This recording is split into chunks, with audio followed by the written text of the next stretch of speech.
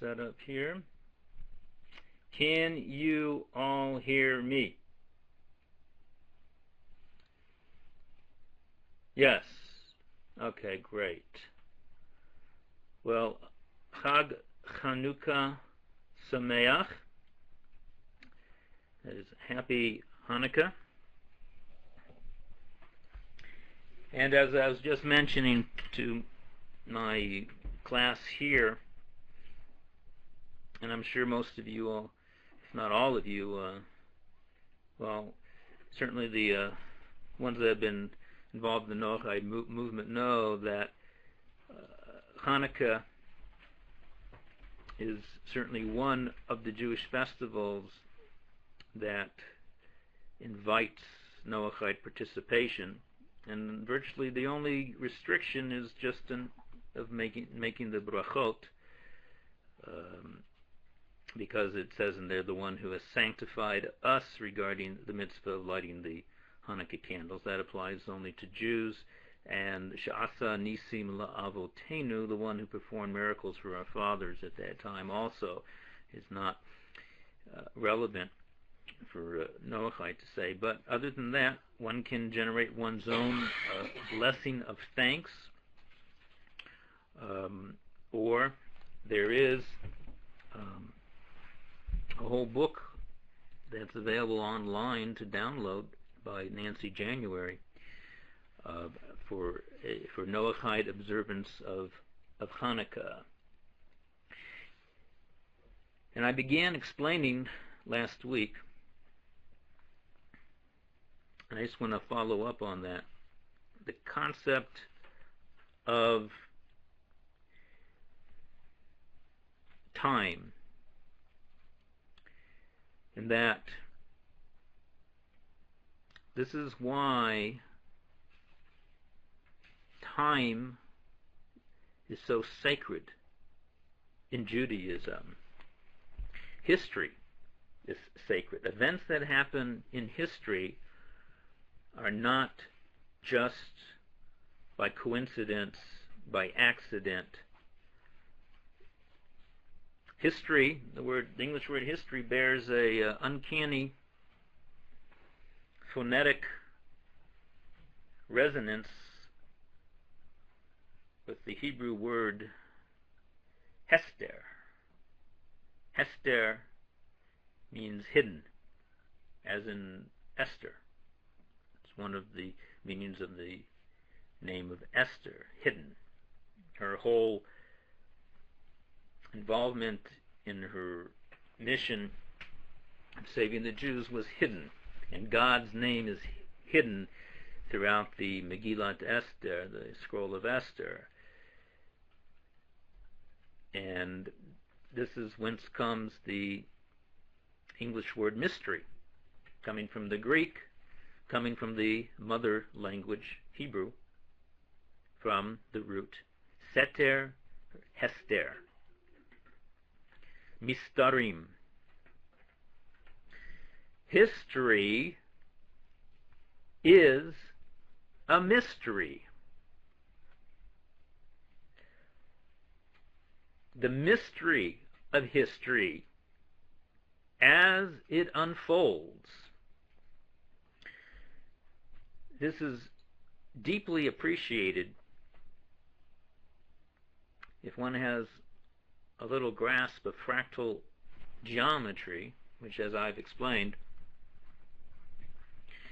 is profoundly Jewish, Talmudic, Kabbalistic. It's a way of thinking, it's a way of perceiving. And what we have in history, all the events, they are self-replicating themselves. History doesn't repeat itself because we repeat the mistakes. There's an underlying pattern. And this is part of the divine orchestration that's playing itself out. And all of the Jewish festivals are very specifically rooted in not only their place, but in their time. This is fundamental to understanding the Torah perspective. And one way of encapsulating this concept is that, for example, Passover does not come out in the springtime.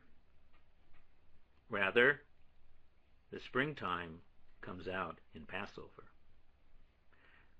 The essence of Pesach, Passover, and Shavuot and Sukkot all were pre-existent. And the logic is very, very simple to grasp. If the 613 commandments, which include the observance of these Chagim, festivals,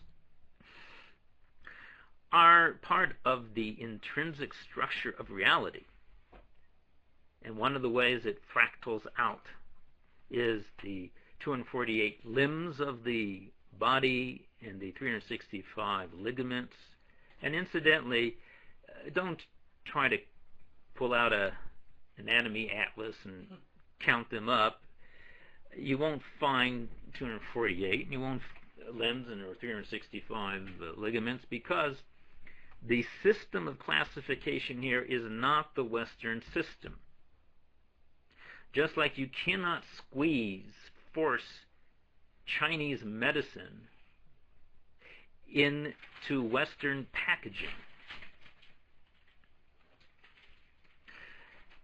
Here, in addition to this, the 248 limbs and 365 ligaments, which correspond to the positive and negative mitzvot, together being 613, this is not referring primarily or foremost to our physical bodies as we now know them. It's referring to our spiritual bodies in an unadulterated, pure state. After the fall, the way things appear now in this lower realm, called what the sages refer to as flat land. Did I explain this in a class that we had here once? The sages refer to this world as opposed to the next world, the higher dimensional world. They call it Olam HaShafel. And the Shafel is a plane, Plain, a geographical plane, but the double entendre here is very useful. Plane, as a flat plane. This world is Olam HaShafel, flat land, flat world. Flat is a relative concept. A two-dimensional plane is flat relative to a three-dimensional plane, but a three-dimensional plane, our reality, relative to a four-dimensional or four-directional reality, is also flat. And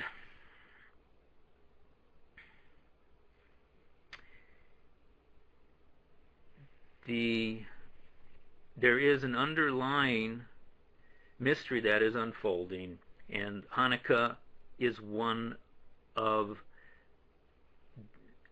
these eternal moments that are rooted even in the Garden of Eden, because everything that exists now must have existed in the Garden of Eden before the fall, because these are eternal.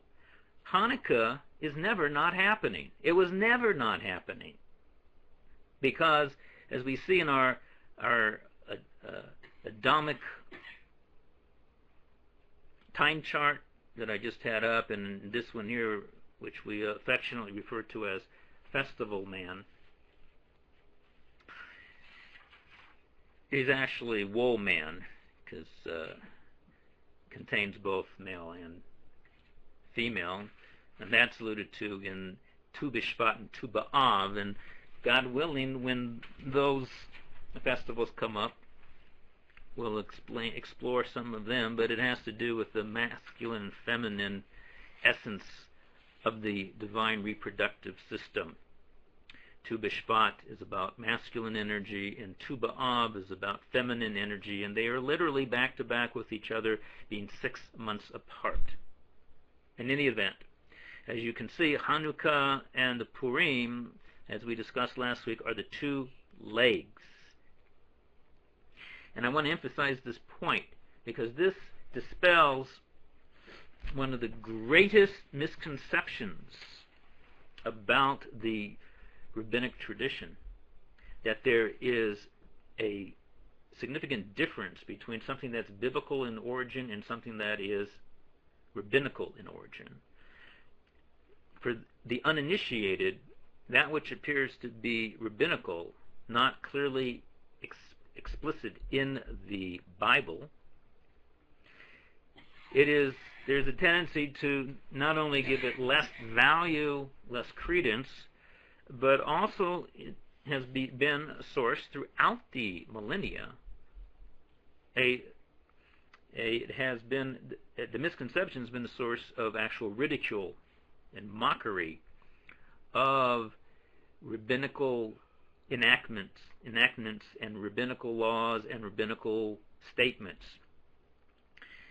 And here is a case in point that one of the things we learned about Hanukkah in part of the Peshat of the Battle of Hanukkah is the deep inner spiritual truth versus the external materialism, which leads to assimilation, is that Hanukkah and Purim, which happen to be two of the 7 rabbinical laws, and what happens when you add 7 to 613?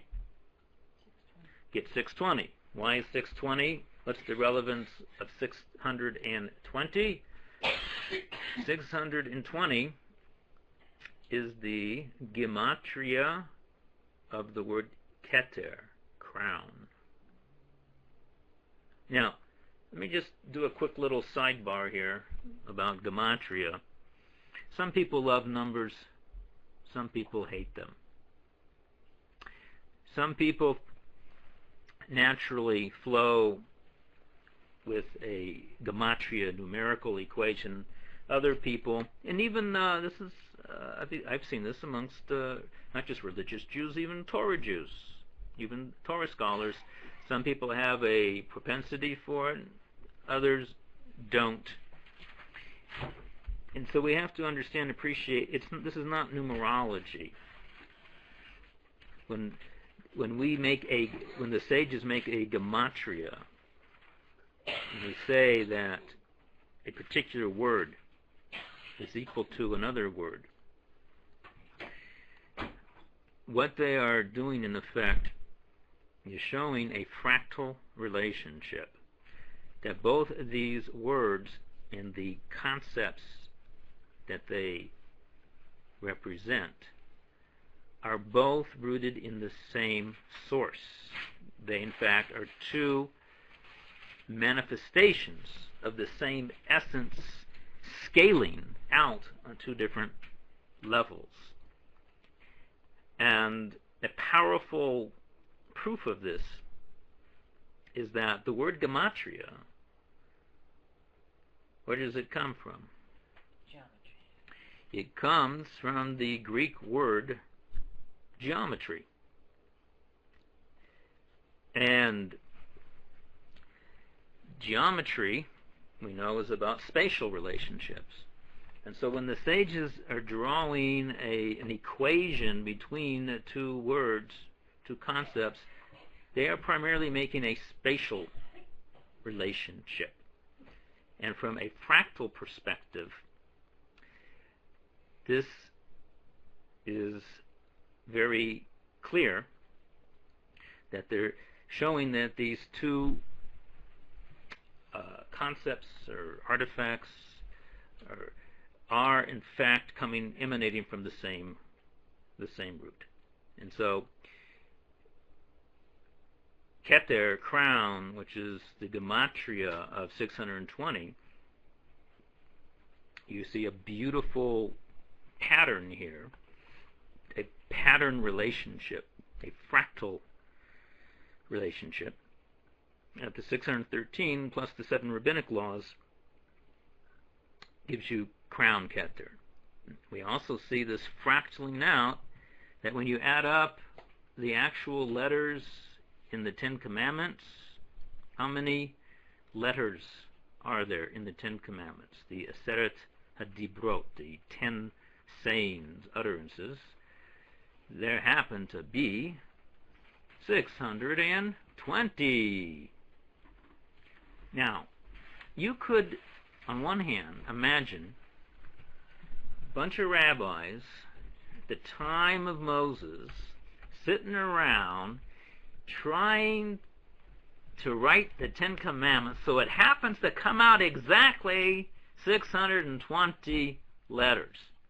That would, be an interesting feat. The only problem is they've done this hundreds and thousands of times. Because in truth, they're not doing it.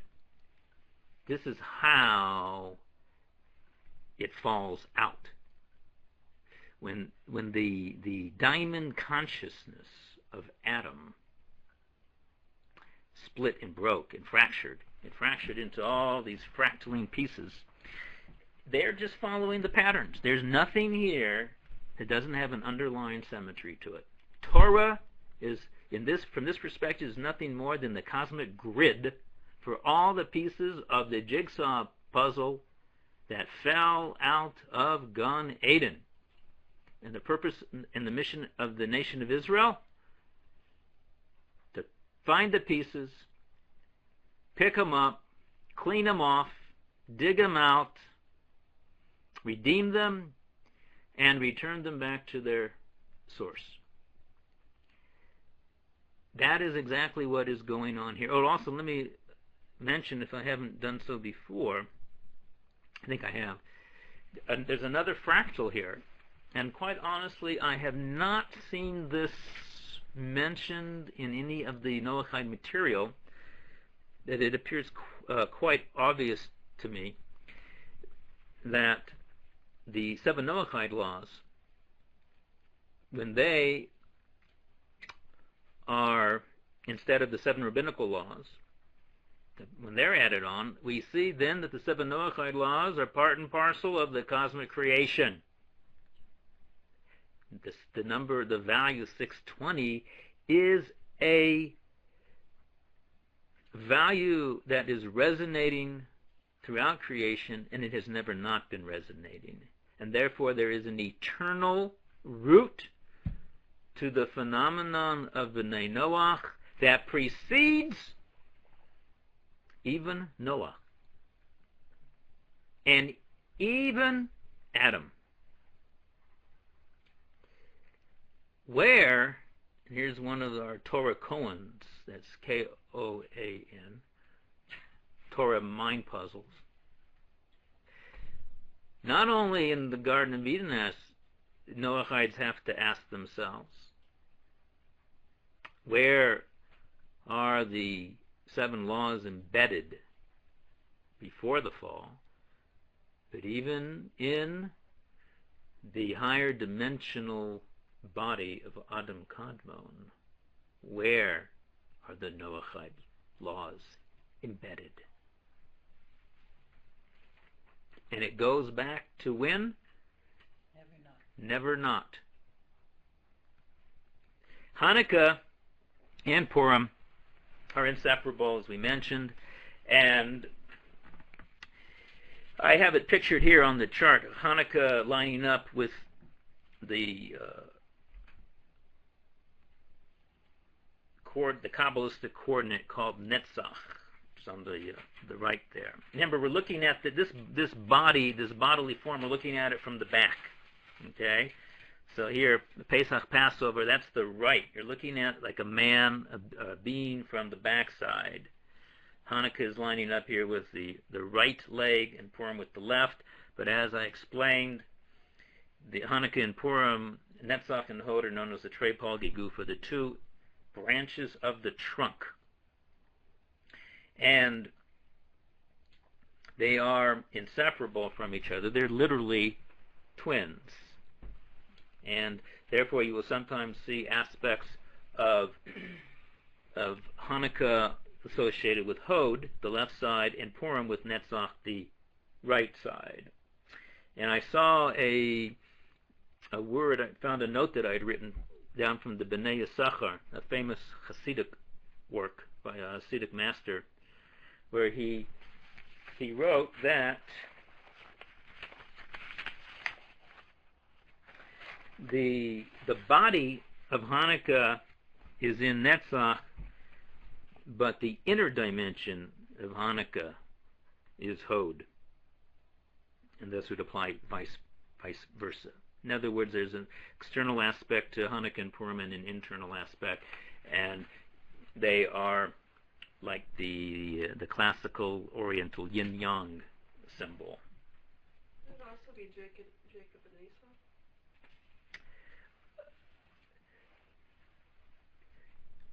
Esau? Not directly. Yeah, Mm-hmm. not directly.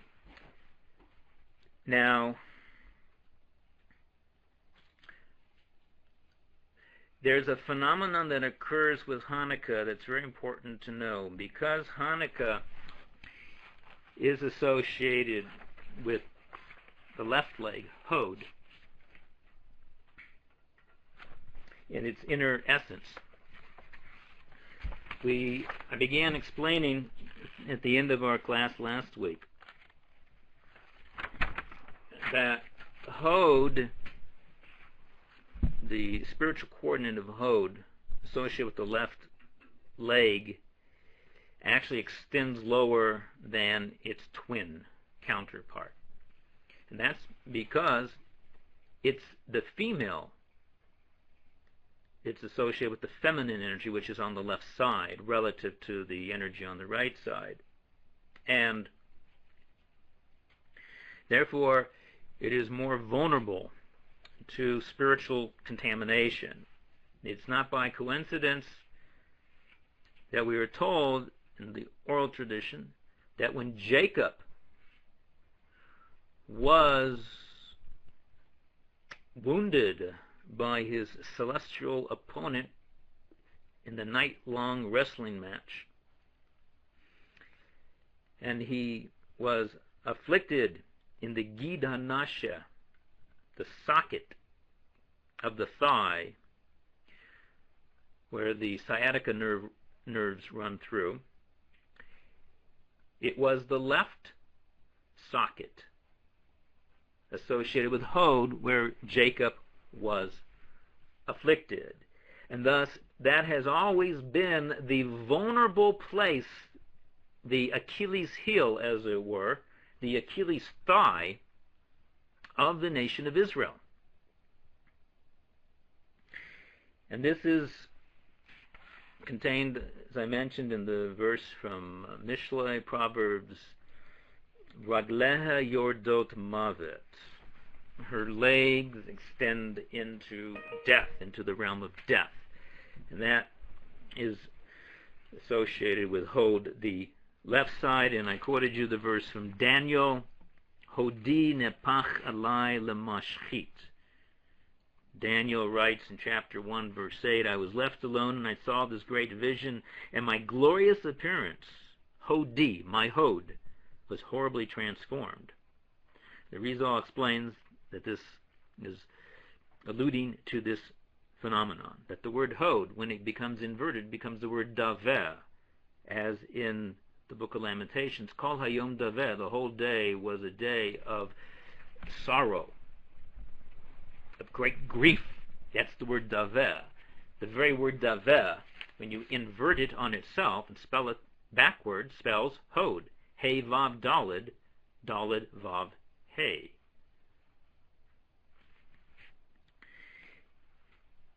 And thus, Hod, which is at the root of Hanukkah.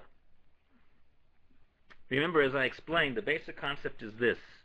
The body of time is about that Adam is going picking up his pieces. He's resurrecting himself. He does it through the phenomenon called time. Time is something very real in Judaism. That's why it's so sacred. That's why our Jewish Chagim and Shabbat have to come specifically on the day they can. We don't move them around. You cannot do that, because each moment of time, each day, is a vortex One of the other names for the Chagim is Moed. Moed means a meeting place, as in the Ohel Moed, the tabernacle, the place of meeting, the tent of meeting. Moed is where the underlying coordinates of the body of Adam come together and meet. They meet in time, and they're coming to the surface through the historical manifestations of Passover, Shavuot, the High Holy Days, Hanukkah, and Purim. Hanukkah had to happen 2,300 years ago. In that sense, the historical events are secondary to the essence, the soul of Hanukkah. But particularly because it's coming out in this spiritual coordinate called Hod, the sacred divine leg of Adam, it took on the particular characteristics that it did. First of all, because Hanukkah and Purim are not part of the torso, in both of them we don't see God. It was all out there in the three pilgrim festivals. You don't see the hand of God. It's called a nes nistar. It's a hidden miracle. It's happening behind the scenes because it's in the extremities of the body. There's less light in the legs and in the feet of time than there are in the heart and torso and arms of time. And this explains the phenomenon. Let me read to you the last few paragraphs here from my essay on Hanukkah. Once we understand the inner quality of Hod and Hanukkah, Hod being the root of Hanukkah, now we can take a look and understand the historical events. Because once again, we are looking at the mystery of history. History is literally God unfolding. The key to the enigma of Hanukkah, now viewed from a cosmological perspective, is clear and simple. It's simply profound and profoundly simple, as virtually every teaching in Judaism is, if we go to the root of it. It will be eternally profound, yet if we grasp it in the right way and look at it with distinctive Jewish Torah eyes, at the same time, it will be profoundly simple. Just as Hanukkah is outside of the Adamic body, because, as we said, it's the part that extends out below, so does the biblical and rabbinical nature of Hanukkah. It is on the chronological periphery of time and spirituality, precisely because it is on the spatial periphery of the spherotic structure, the cosmic structure of creation, aka the body, the higher dimensional body of Adam. It could not be any other way. Moreover, another strange puzzle is resolved. As known, the victory of Hanukkah ultimately ends in disaster. Some 150 years later, the Hasmonean reign came to a tragic end and set the stage for the very destruction of the Second Temple. And we are still in that exile. And so how can it be that we're celebrating Hanukkah when it planted the seeds for the very destruction of Judea, the loss of our autonomy, the dispersion that we've been in for almost 2,000 years? This was due, if you study the history of the Hasmoneans, what occurred afterwards, leading up to the destruction of the temple. This was due to family rivalry, Hellenistic assimilation, and the singular episode in Jewish history of forced conversion by the late Hasmonean rulers that allowed the tyrant King Herod to gain control over the Jewish kingdom. This occurred because the ruling Hasmoneans were all Kohanim, from the priestly class, but according to divine decree, the kingdom of Israel needed to be governed only by the genealogical seed of King David. After the Hasmoneans, remember Matityahu and his sons, the famous Maccabees, they were all Kohanim. But the kingdom of Israel must be under the Malchut, the kingdom of a Jew from the genealogy of David. And thus, after the Hasmoneans regained autonomy and religious freedom, their children and grandchildren refused to give up their power to the Davidic line. And this is the explanation that the Ramban Nachmanides gives. With the Kabbalistic perspective, based upon the Sephirotic model, we can now add an additional insight to an underlying reason for the tragic chronology of events to manifest. Hanukkah, with its roots in Hod, was extremely vulnerable to failure due to its intrinsic nature on a number of fronts, as explained. This is the mystery of, and my glorious appearance, my Hod, was horribly transformed. The victorious events of Hanukkah were horribly transformed over a period of several hundred years. This propensity, which the early Hasmonean leaders and sages did not sufficiently take into consideration, opened up a Pandora's box of materialism, assimilation, and unwise association with external elements. And I'm using the word external here in the Peshat in terms of assimilation, but externals is the term that's used in the Kabbalah to refer to the forces of the other side, the very roots of evil and contamination. Hanukkah did and continues to reveal the glory of Hod in all of its divine qualities on both the physical and spiritual level. The shadow side of Hanukkah, which is the backside of Hod, also did and continues to reveal its unpleasant qualities as well. One only has to look at the usurping of Hanukkah by secular Zionism as an exclusively inspirational military achievement on one hand, and this is a hard word to pronounce, Christmasization of Hanukkah by modern society on the other. In other words, the very phenomenon that we experience today of the material aspect of Hanukkah. I mean, what's Hanukkah now without kids getting presents?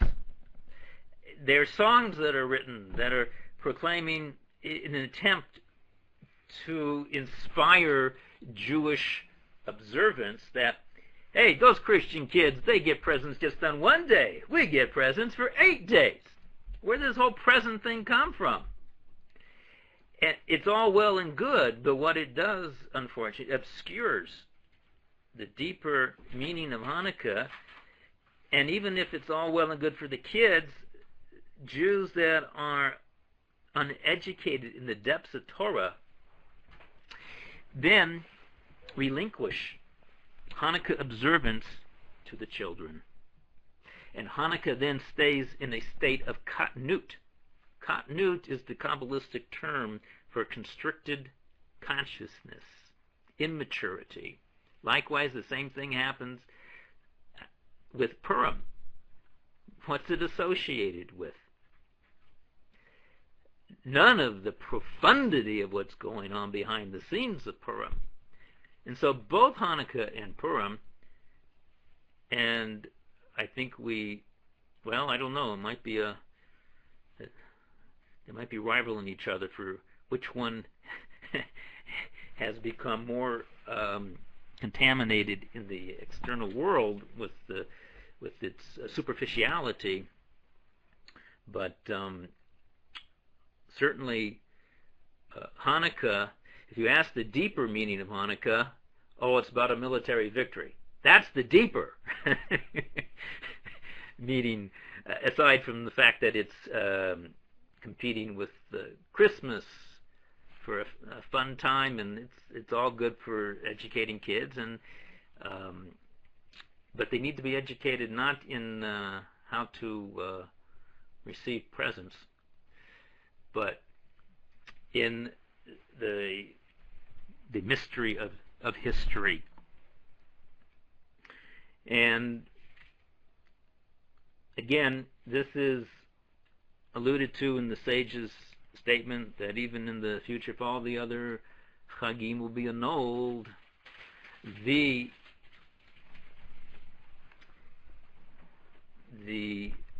manifestation of Chanukah and Purim will not be. They are eternal.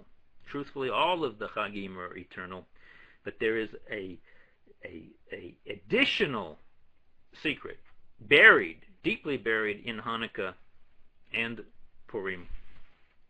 There is a treasure house, and one only has to pick up any of the literature, the Torah literature on Hanukkah, to become aware of this. It's just utterly mind-boggling.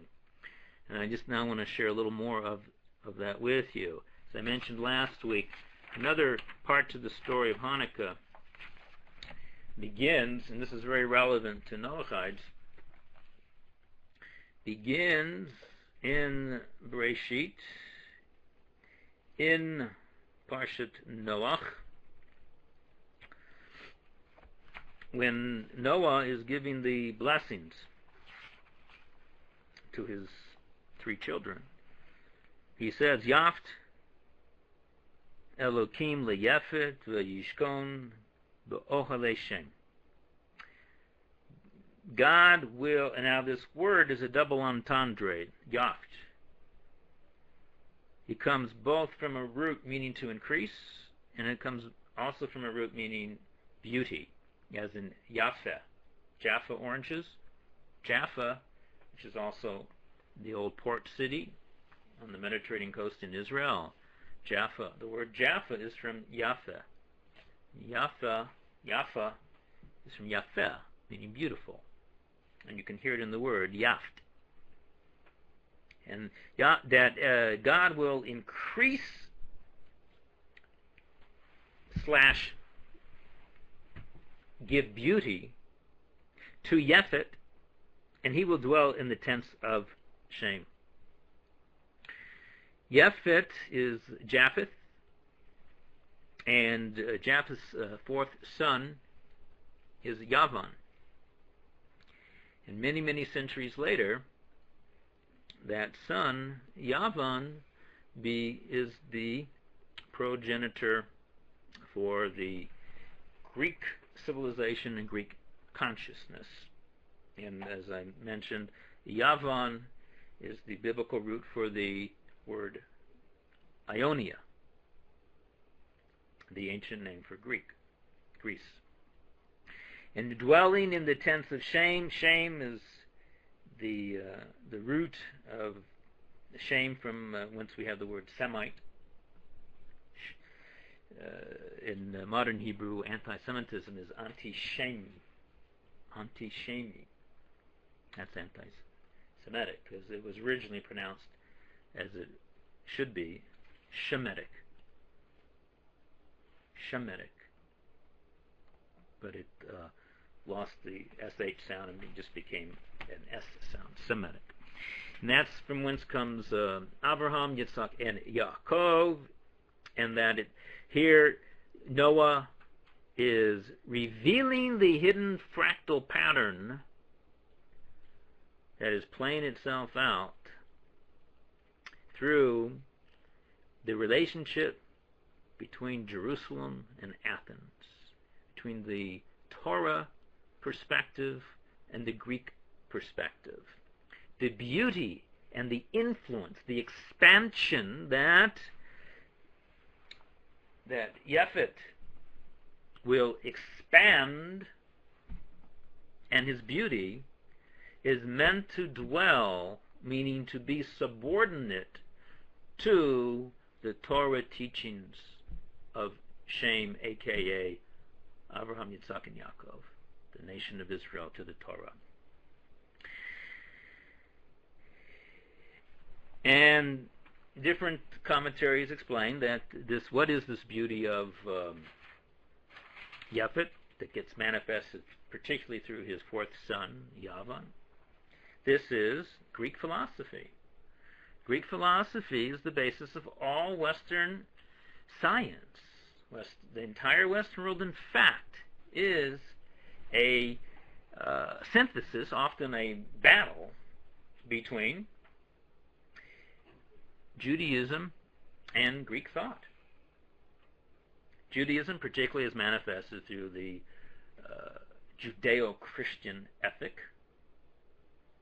of belief in God, monotheism, and ethics and morality, and the scientific modus operandi of perceiving the world through analysis, breaking it down to its constituents, categorization. It is, yes, it's another way of looking at it. It is the aspect of Gevurot as opposed to Hasidim, those that are familiar with those terms, the expanding aspect, expanding light, which is masculine associated, and the Gevurot, the contracting light. Contracting here also is what produces analysis, because when you divide something, you're creating a constriction between the two parts, and to enable this to be over on this side and that to be over that side. Exactly what the ovum does with the spermatozoa, it creates constriction, because the ovum then begins to divide and subdivide. That's the power of Gevurot, and that power is analysis and dissection. But its true place is when it is balanced in the proper relationship with the expanding light, and its true place is to live, dwell inside of the study houses. It's the role of science and the function, and its messianic purpose is when it is being directed by the Torah. And this is beautifully brought out in an amazing fractal pattern, because, well, let's see, I don't know, I'm going to try drawing it on the whiteboard here. I haven't done this before. Let's see if it works.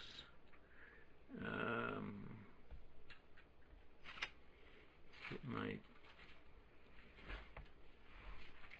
No, unfortunately they don't, not yet anyway. Hebrew letters are not available here to put up on the whiteboard. Let's see what we can do.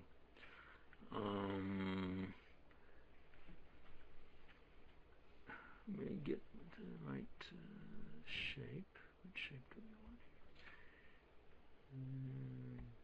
we want? Okay, let's try this.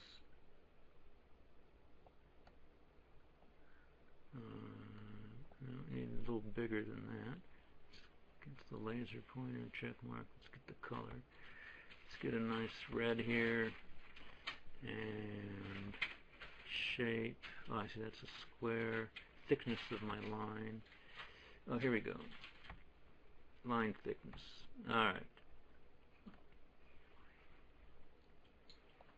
No, how come that's not thick?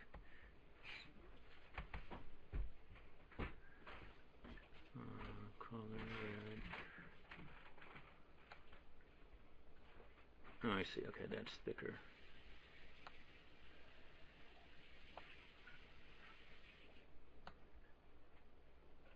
Oh, there it goes. Okay. Huh. Oops. Hey, there you go. Well, it just so happened it came out in various degrees of thickness. Let's see if we can fix that.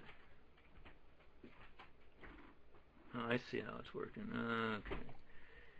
Alright. Alright. Folks, you know what we have there? See those three lines? Those are three Hebrew letters.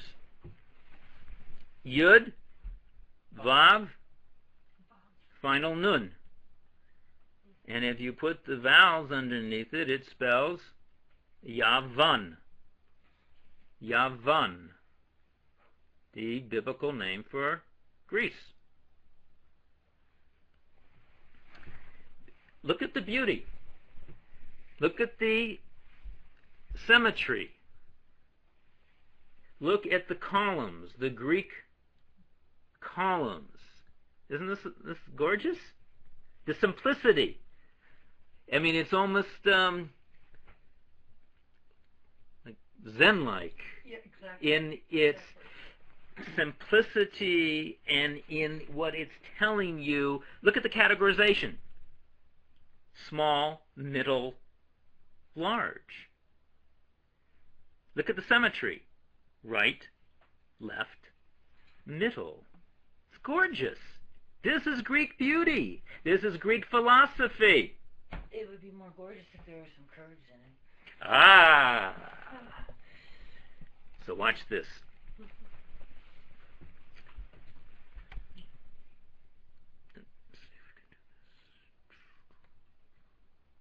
Oh no, that's not going to work. Let's see. We need freeform here. Okay.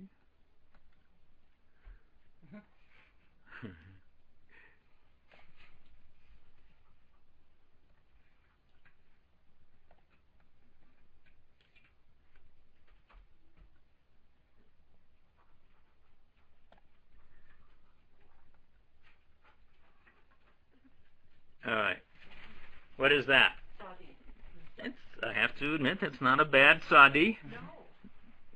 That's the letter tzadi, also pronounced tzaddik. The Sephardim and others pronounce this letter as a tzaddik. And Kabbalistically, it is associated with the tzaddik, the righteous individual. But now, what word do we have here? If you now just reval it, okay? Here, let's see if we can put in some vowels here, just to simply.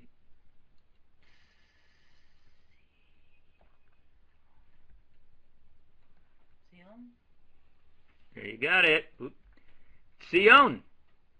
Zion? Zion. When the tzaddik, who is Yaakov, B'nai Yaakov, who is Israel, who is the Torah, is leading, directing at the head of the beauty of Yavan, then you have the complete Zion, the complete Zion. Zion being an appellation that fractals on many levels. When you're outside of the land of Israel, Zion refers to the entirety of the land of Israel. When you're in Israel, Zion refers to Jerusalem. When you're in Jerusalem, the term Zion then refers to the Temple Mount. And when you're on the Temple Mount, Zion then refers to the Holy of Holies. And Zion is a collective name for the whole nation of Israel. And Zion happens to be the numerical value, the gematria. Now remember what we just learned. Don't think numbers, don't think numerology. Think geometry, think patterns. Okay? We're relating patterns. The numerical value of Zion is 156. Who is the quintessential tzaddik? Who has that name always associated with his, who has that quality associated with him? Moshe is Moshe Rabbeinu. Moshe, our teacher.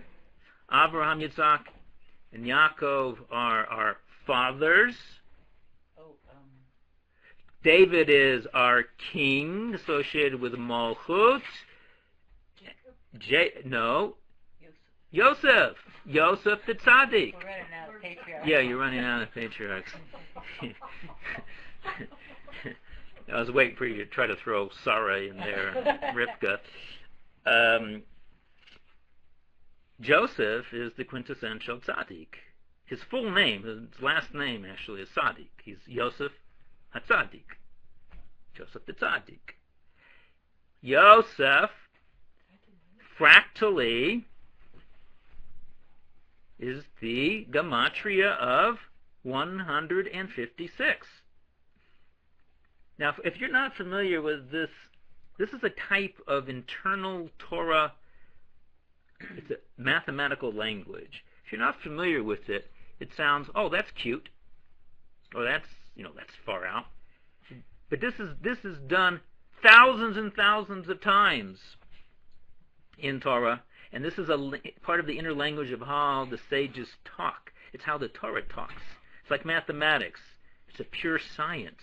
There's no confusion about what your intention is. You can communicate mathematically from one scientist, one mathematician to the other. There's no ambiguity. Likewise, the language of the Torah is that exacting, and this is one of the ways that it talks. Here you now see part of, we could go on here for literally hours because we just hit upon one of the major fractal formulas, and that is why it's no coincidence that every year Hanukkah comes out in one of the 3 chapters dealing with Joseph and his brothers. That's what we're reading now, all about Joseph the Tzaddik. And Joseph is, the reason he's called the Tzaddik is because in spite of the assimilation that he was challenged with. Remember, when the brothers saw Joseph, he looked like a goy, he walked like a goy, his name was a goy, he's married to a shiksa. He was, for all practical purposes, he was completely assimilated. His brothers didn't even recognize him.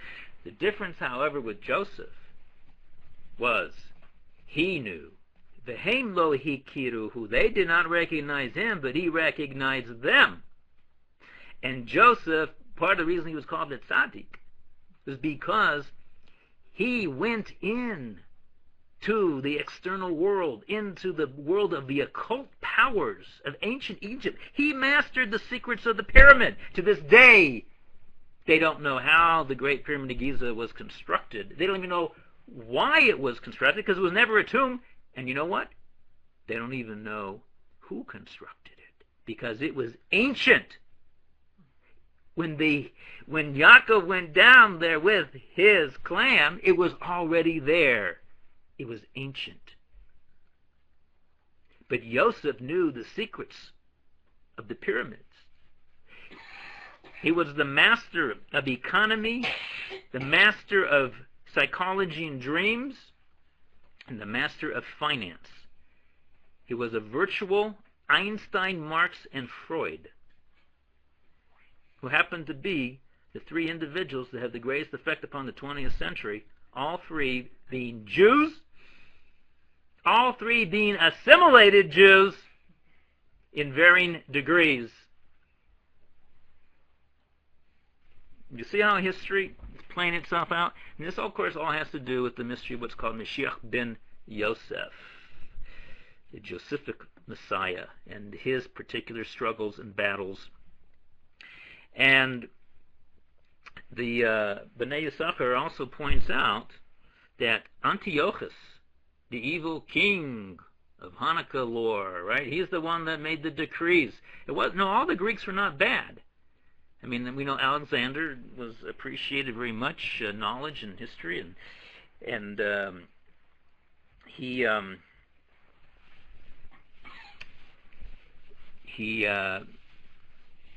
was very much into the Jewish people, practicing their religion. There was no obstacle to him. But Antiochus was the bad guy.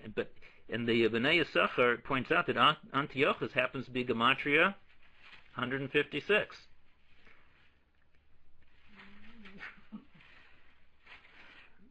Fractally true.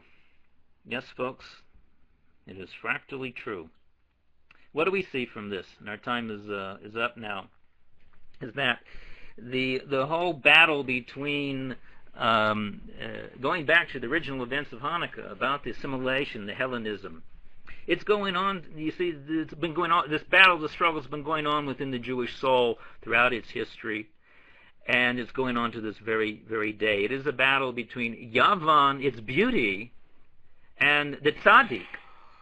It's only about its relationship, because the truth is, Sion, the completion of Zion, is incomplete if it doesn't have science and technology and the Greek philosophy. When it is mitigated and directed by the spiritual truths of the tzaddik, the tzaddik. And this epitomizes the whole story of Hanukkah, this one word. There you've got it. It's like, this is not a Hebrew word. This is an equation. This is a formula. A picture tells us 1,000 stories. A Hebrew word reveals 1,000 visions. I have so much more to share with you, but our time is up. Are there any questions?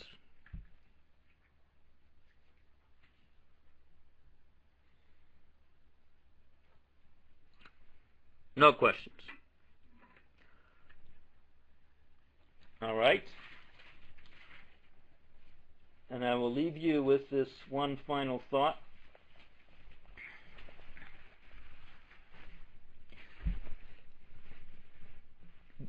The whole story of Hanukkah is referred to as the Greek exile. The nation of Israel has been in many exiles. Exile, in this case, they were still on their land. An exile doesn't have to be exile from the land. It's under a foreign domination. Every exile that the nation of Israel has gone through is part and parcel of the mission of Adamic time. It is Adam himself from a higher realm who is manifesting himself throughout history to redeem the fallen fractal sparks, to put it all together again. And the Arizal says, actually the Gemara says, asked rhetorically, why was Israel exiled amongst the nations? The Gemara in Tractate Pesachim answers, in order to accumulate converts. And the Arizal then explains that these converts are not just the physical converts of the human on the human level, but any time any part of reality is brought back into Adam through culture, science, customs, any influence that we pick up from the nations, when it is distilled through the agency and medium of Torah, that is fulfilling the mission of what all exile and the whole history of the Jewish nation people are all about. And as another source in the Talmud tells us, Ben David, the son of David, Messiah, will not come until all the parts of the body are returned. And those parts are part and parcel of the sacred feet of Hanukkah and Purim. And little by little, we're picking up all the pieces. We're right on the edge right now. We're in the feet of time, as we explained in an earlier session. And the observance of Hanukkah by Jews who are commanded to do so is not simply symbolic. It's not a commemoration. It's not a simple anniversary. It is an actual tikkun here and now in the vortex of the space-time body of Adam. It needs our tikkun. It needs our participation. It needs our consciousness. This is the purpose and mission of the nation of Israel, and B'nai Noach that attach themselves to the nation of Israel are attaching themselves, reattaching themselves to the very eternal body and soul of Adam. All right, folks, a happy spiritual Hanukkah to you all. Hag Hanukkah Sameach. Okay. Good night.